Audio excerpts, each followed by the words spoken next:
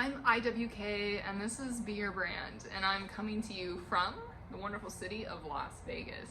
I thought this was a perfect place to do my first episode. I've been thinking about doing this for a while now, actually, maybe 2 or 3 years, maybe 5 years, maybe 4. And I really just wanted to do this because, you know, I've sort of had my own brand with everything that I did, maybe even since I was born. So I really think that I can go out there and help other people to make their brand. You know, my mom said that I was born waving at all my fans because my hand was born first and I was waving. So yeah, I've been at this for a while. I've been told that I have a lot of charisma and I just have it naturally. It's just been kind of who I am. I was actually very shy as a child, and I've learned to come out of my shell. Part of it's my mother's fault. She put me into a little acting workshop whenever, I think I was in elementary school, and she left me there, and I came out of my shell. I became who I was, and it was just really, it really showed me that I guess is where I became a person, was in that acting shop. It was a company called the Melon Patch Theater. I actually don't know if it's around anymore, but it was a little city in Florida where I grew up. I was born in California, grew up in Florida, and you know, I moved out west to Ohio, which is where I reside now. You know what I want Be Your Brand to be about is, I think, and this is real simple. The idea is so simple. People spend their lifetime being fans, and I remember that. I remember being young and being a fan of everything, and then one day I saw that something in me changed. And I don't think that you know that that's happened until after it's happened. But there's one day in your life where you stop becoming a fan and suddenly you start becoming your brand of who you are. Now, I'm not saying being a fan of things is bad. One really cool thing that has made the world so much smaller for me is meeting people that I looked up to and finding out that they are fangirls and fanboys of other things and other people. And it really just shows you that we're all the same. I have noticed, you know, I'm also a filmmaker, and I noticed some of my fellow filmmakers that had a problem finding their creative voice in their films, that they were still hung up on being a fan of what other people wrote. And actually, I think, you know, it just hit me. I think that's a lot of where I transitioned from being a fangirl to being a brand girl. And I just had this moment where I realized a fan film I was writing could be its own original story. It didn't need to be a fan film. And so I kind of like threw away everything I had and sort of started over with things. And in that, throwing things away and redoing them, that's when I broke the cycle of being a fangirl and became a brand girl. So I want to help other people do that same thing.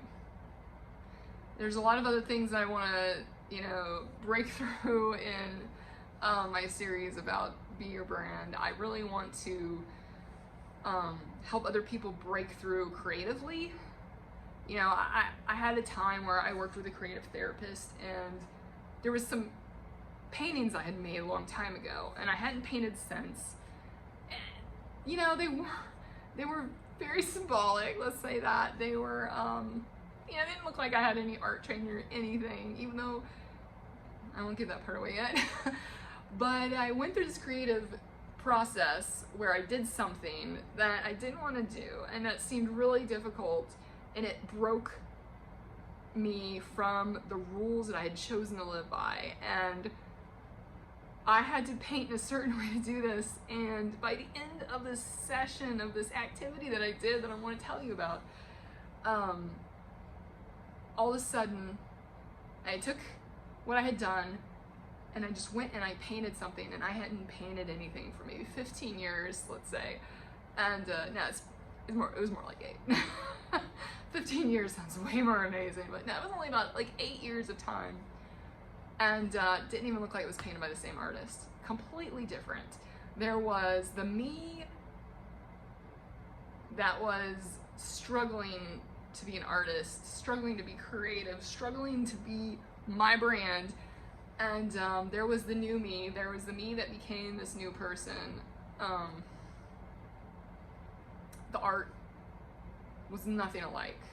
Nothing. It was like day and night. There was some stuff that was thrown together on a canvas, and then 7 years later, I don't paint for that whole entire time, and I did this activity to release my creativity, and the art that I made had me in it. It was branded with me. And so when this happened, it unleashed not just my ability to paint with skills I didn't even know I had. See, my father's an artist. I grew up around him, and suddenly I realized I had picked up how to paint from watching him as a child. It was in there, in my subconscious. And I painted these beautiful paintings. I don't have any training for painting, and these are not perfect, but they have a voice, they have a brand. And that was the first time I think it really hit me that I was a brand girl and not a fan girl anymore. So when this transition happened for me, when I broke through, I actually broke through in the rest of my life. The Band-Aid had been ripped off all over. It wasn't just in painting, which wasn't even a thing I wanted to do with my life.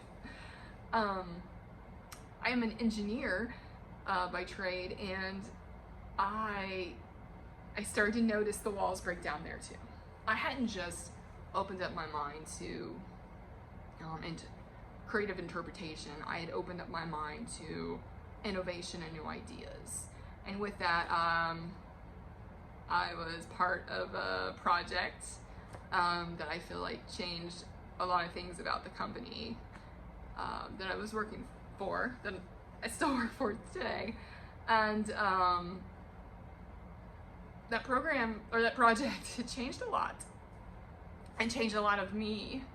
And I would never have been able to do that if it weren't for this creative activity of unleashing who I really was, finding my brand, becoming me. I became me when I did this creative activity.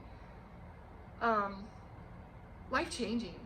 And I wish everyone could feel like that, and I really want to help people feel like that. And I'm ready to become the person that helps other people do that. When this happened, I didn't unleash just, like I said, I didn't just unleash the painting. I unleashed so many walls from my mind that there's not enough time in the day for me to create what I need to create. And I feel more and more just, I feel like there's so much to explode out of me to create. And I want everyone to feel that way. I want you to feel that way. I want you to be able to do this and just press record on a video and be yourself, and not care what people think about you. I want you to be your brand. We're in the world of social media, and even career paths. Look at LinkedIn. You need to have a brand on LinkedIn. They used to say that dress for the job you want, and that was great back in the 80s and 90s, or whenever that phrase started. I don't know when that got branded. I'll have to look into that, but it's not that simple anymore. No. I don't know. It's maybe it's post for the job that you want. Maybe that's the new thing. But I want to help you become your brand. I want to help all of you change. If you're struggling, I want to help you. I I don't think it does just me good. Like I said, I have so much to give. I have so much energy, and there's a reason why I have so much energy in me to give to people to share. And if I can't share it, I feel restrained. So I think this is a little bit of what my purpose in life is, to spread my energy around, to help everyone. And I'm ready to do it. I'm struggling with this for a long time. I've been held back by it. And, you know, here I am in Vegas, and what a better time to just start.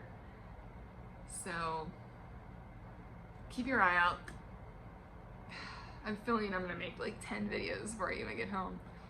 Because I'm ready. I'm ready to be my brand, and I'm ready to help you be your brand. So, remember, don't be a fangirl, be a brand girl. Or brand guy. Thanks for listening.